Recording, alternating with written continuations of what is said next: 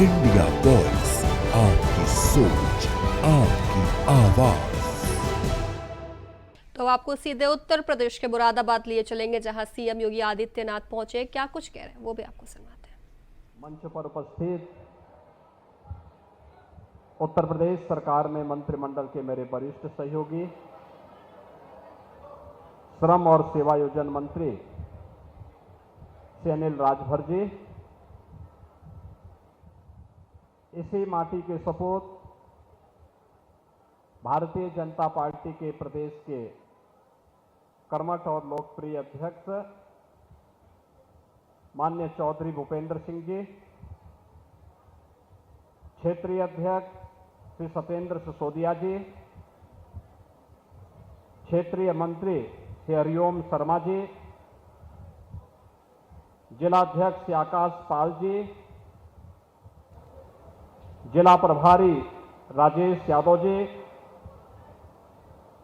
बिलारी नगर पालिका परिषद के अध्यक्ष श्री रघुराज सिंह जी,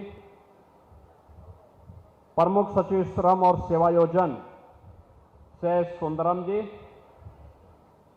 और प्रधानाचार्य अटल आवासीय विद्यालय मुरादाबाद श्री कैलाश चंद जी,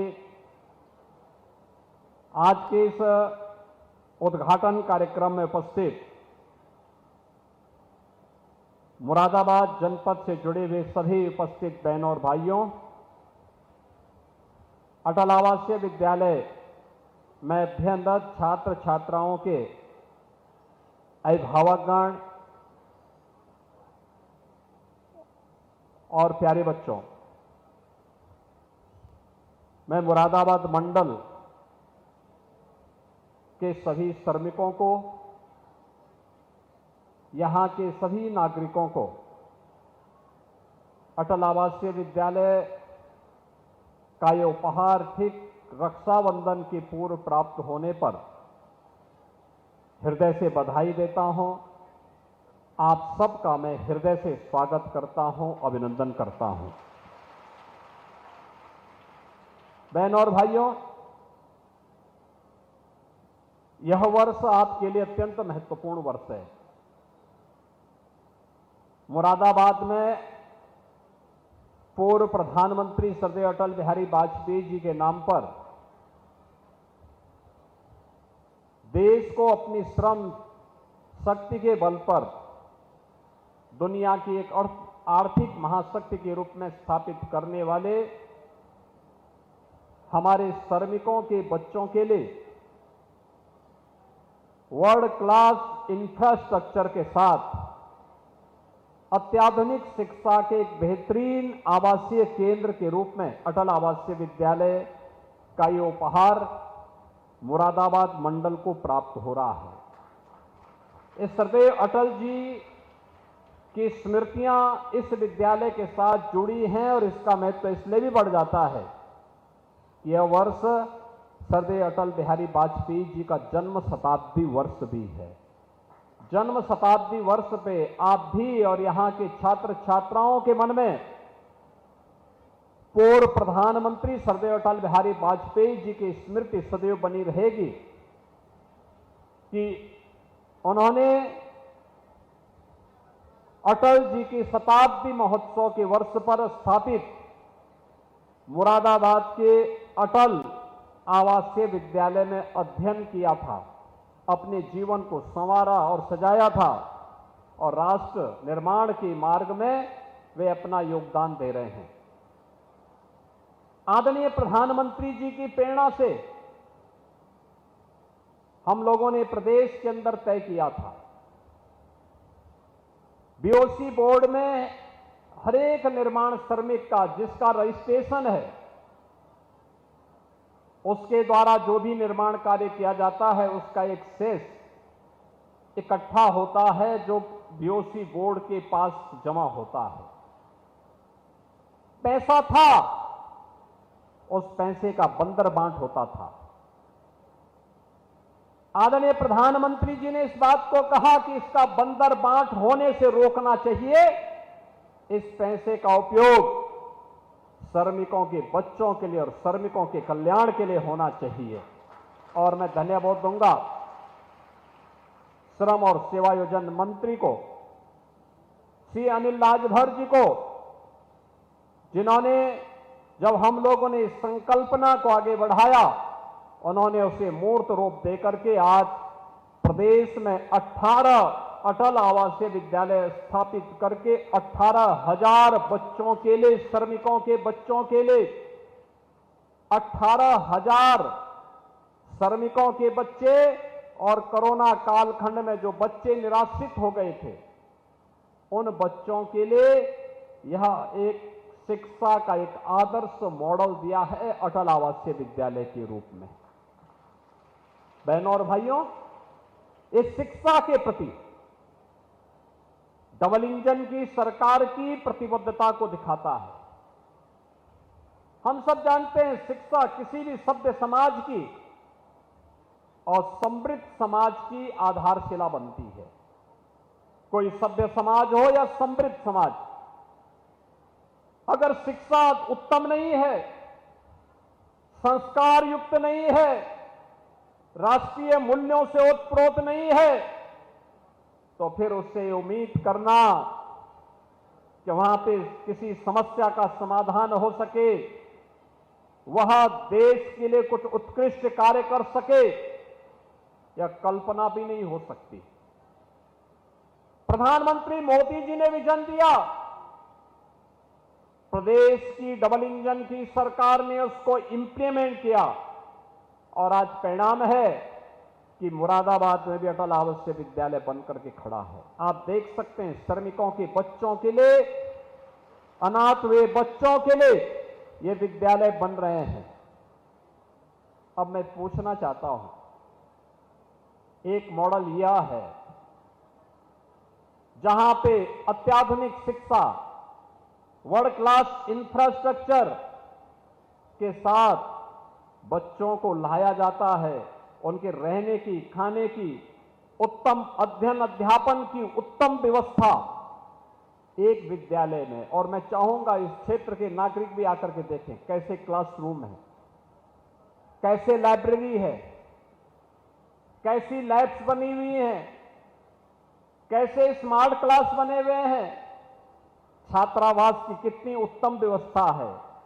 मेस में देखिए, खान पान की व्यवस्था को देखिए और तब तुलना करिए समाजवादी पार्टी की सरकार के समय की उस अराजक व्यवस्था को, जहां विद्यालय थे लेकिन शिक्षक नहीं थे, जहां पे शिक्षक थे लेकिन छात्र नहीं थे, क्योंकि किसी को विश्वास ही नहीं था कि यहां पढ़ाई भी होगी। क्योंकि समाजवादी पार्टी का तो विश्वास ही इस बात को लेकर के था कि नकल हमारा जन्मसिद्ध अधिकार है। नकल को उन्होंने अपने जीवन का हिस्सा बनाया था और नकल करवा करवा करके उन्होंने यहां की युवा पीढ़ी के भविष्य के साथ खिलवाड़ किया था। परिणाम था, हमारे युवाओं के सामने पहचान का संकट आ खड़ा हुआ था। पहचान के संकट के दौर से गुजर रहे थे। बहनों और भाइयों, आज समाजवादी पार्टी को शिक्षा का मॉडल देखना है तो अटल आवासीय विद्यालय देखें। ऑपरेशन कायाकल्प में समाजवादी पार्टी की विरासत से 1,54,000 विद्यालय जर्जर हालत में हमें प्रदेश के अंदर प्राप्त हुए थे। जर्जर हालत में विद्यालय नाम का है, खड़ा है, विद्यालय है तो भवन नहीं, भवन है तो शिक्षक नहीं, शिक्षक है तो छात्र नहीं, और अगर शिक्षक और छात्र है तो भवन की स्थिति ऐसी हुआ करती थी कि कब गिर जाए। बालक बालिकाओं के लिए टॉयलेट की व्यवस्था नहीं, कोई भी अन्य व्यवस्था नहीं। लेकिन डबल इंजन के भारतीय जनता पार्टी की सरकार आई, पिछले 8 वर्ष में 1,36,000 विद्यालयों को ऑपरेशन कायाकल्प के माध्यम से आधुनिक व्यवस्था के साथ जोड़ने का काम हुआ। उसकी फ्लोरिंग बनाई गई, बालक बालिकाओं के लिए टॉयलेट बनाए गए, पेयजल की व्यवस्था दी गई, डिजिटल लाइब्रेरी दी गई, लैब्स दिए गए, स्मार्ट क्लास दिए गए। इतना हम करने के बाद अभी भी जो विद्यालय बचे हैं, लगातार प्रयास किया जा रहा है उन विद्यालयों में भी हम आधुनिक सुविधा दे सकें। अटल आवासीय विद्यालय की तर्ज पर मुख्यमंत्री अभ्युदय विद्यालय 57 जनपदों में बनने प्रारंभ हो गए। वह कैंपस भी 12 से 15 एकड़ क्षेत्रफल में बनाया जा रहा है। जैसे 13 से 14 एकड़ क्षेत्रफल में विद्यालय बन रहा है, ऐसे ही डे स्कूल के रूप में, एक इंटीग्रेटेड स्कूल मॉडल के रूप में हम लोगों ने मुख्यमंत्री अभ्युदय विद्यालय, आदरणीय प्रधानमंत्री जी की प्रेरणा से पीएम श्री विद्यालय, ये लगातार प्रदेश के अंदर बनाए जा रहे हैं। कंपोजिट विद्यालय और कस्तूरबा गांधी विद्यालय को भी अपग्रेडेशन करते हुए 8वीं से लेकर 12वीं तक उन्हें बनाने का काम युद्ध स्तर पर प्रदेश के अंदर किया गया। आज परिणाम है कि अब नेशनल लेवल पर जब शिक्षा की बात होती है, उत्तर प्रदेश पहले जो 20वें स्थान पर था, अब नंबर 3 और नंबर 5 के बीच में उत्तर प्रदेश का नाम भी होता है। बहन और भाइयों, इसके लिए प्रयास करना होता है। ठीक बोल रहे थे अनिल राजभर जी कि आज पीडीए के नाम पर इनको कितनी चिंता दिखाई दे रही है, कैसे जा रहे हैं और पीडीए के नाम पर पढ़ा क्या रहे हैं, पीडीए के नाम पर क्या पढ़ा रहे हैं। यानी समाजवादी पार्टी की सरकार है, याद करिए, यह वही सरकार है जब इसकी सरकार के समय ग से गणेश पढ़ाया गया था। पहले की बीजेपी की सरकार में, सर्वदेव कल्याण सिंह जी की सरकार में, तो समाजवादी पार्टी ने कहा था ग से गणेश नहीं, ग से गधा होता है, और इन्होंने बच्चों को क्या पढ़ाना शुरू किया था। और आज भी अ का मतलब अनार से नहीं, अमरूद से नहीं, अ से क्या पढ़ाया जा रहा है, ये समाजवादी पार्टी का पुराना संस्कार है, जहां पर भारतीय जनता पार्टी बच्चों को संस्कारों के साथ जोड़ करके विघ्नहर्ता ग से गणेश के नाम पर पढ़ाती थी। वहीं समाजवादी पार्टी ने गणपति की भी अवमानना करते इन्होंने ग से गधा पढ़ाने का काम किया था। तो स्वाभाविक रूप से गधे जैसी बुद्धि भी उनकी हो गई है। और इसीलिए आज बच्चों की शिक्षा के उन्नयन के लिए जब प्रदेश की डबल इंजन की सरकार कार्य कर रही है, तो इस समय इनके लोग जाकर के राजनीतिक गतिविधियों का केंद्र विद्यालयों को बनाना चाहते हैं। बहनों और भाइयों, कौन नहीं जानता है कि समाजवादी पार्टी ने प्रदेश की शिक्षा व्यवस्था को कैसे तहस नहस कर किया था, कैसे किया था, हर व्यक्ति जानता है। शिक्षा के स्तर को गिरा दिया था, शिक्षकों की भर्ती नहीं की थी, लगातार भाई भतीजेवाद के नाम पर प्रदेश के अंदर पूरी व्यवस्था को छिन्न भिन्न करने का काम किया था। एक हर जिले में इनके माफिया थे, वन जनपद एक माफिया, एक जनपद एक माफिया के नाम पर, वन डिस्ट्रिक्ट वन माफिया के नाम पर प्रदेश को दंगों की आग में झोंका था, अराजकता का तांडव हुआ था।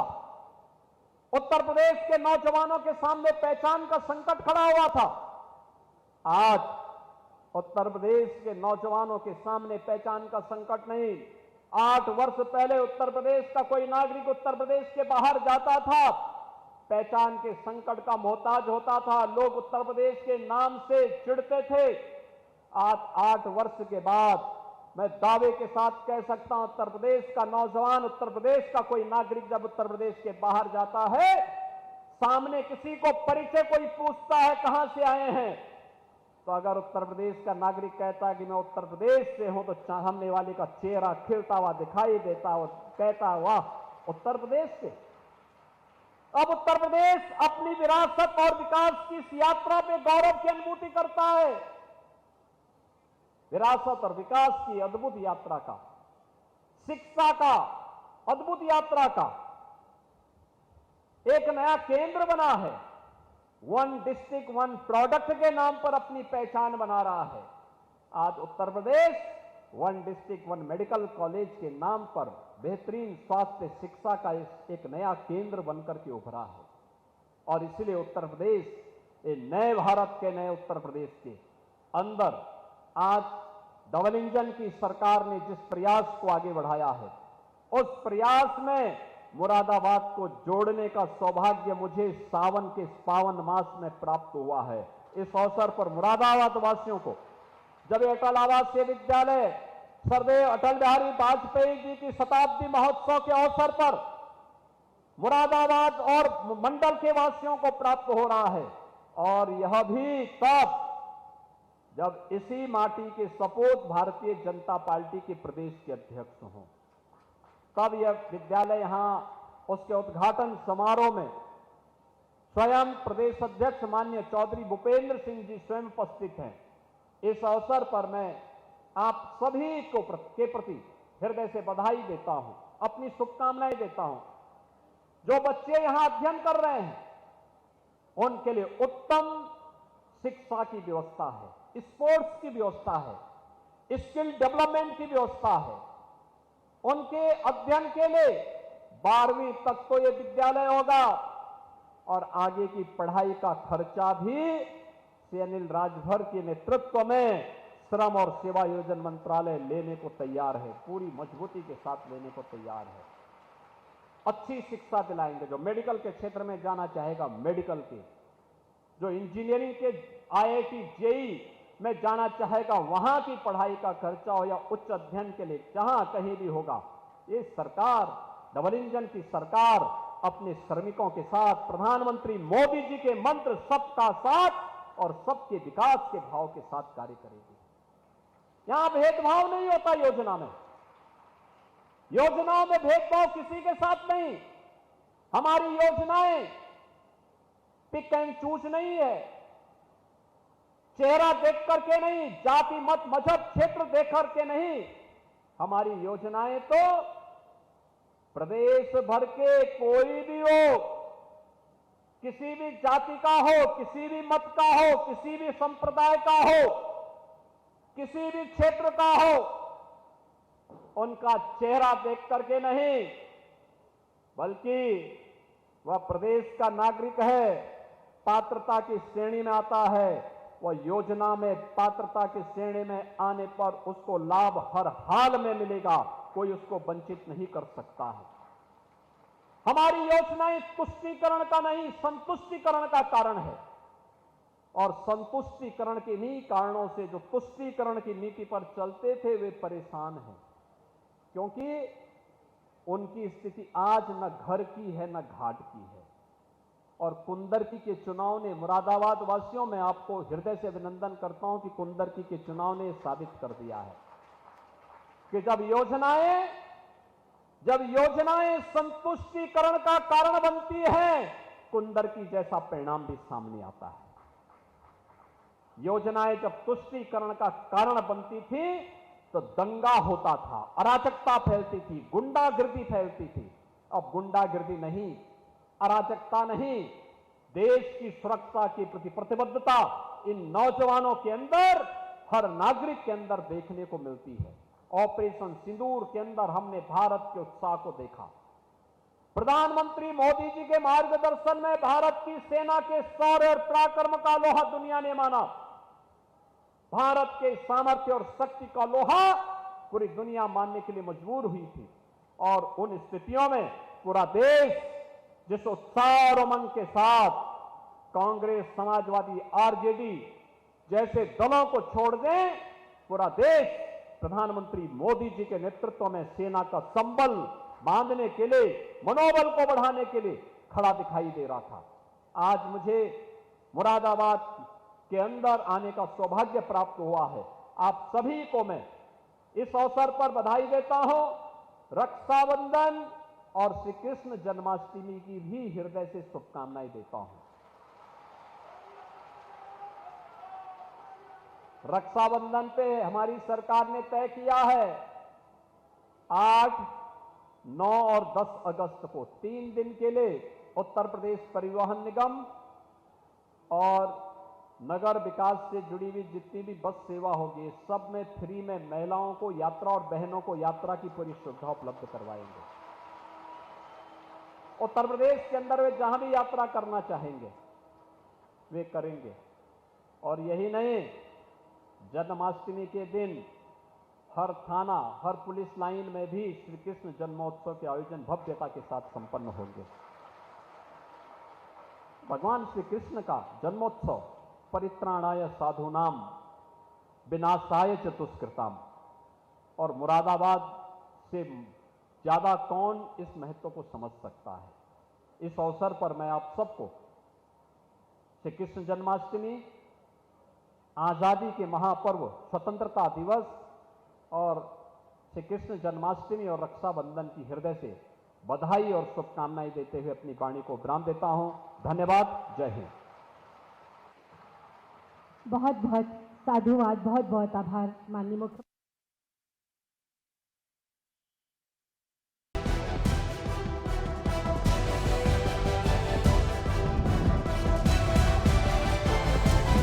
इंडिया वॉइस, आपकी सोच, आपकी आवाज।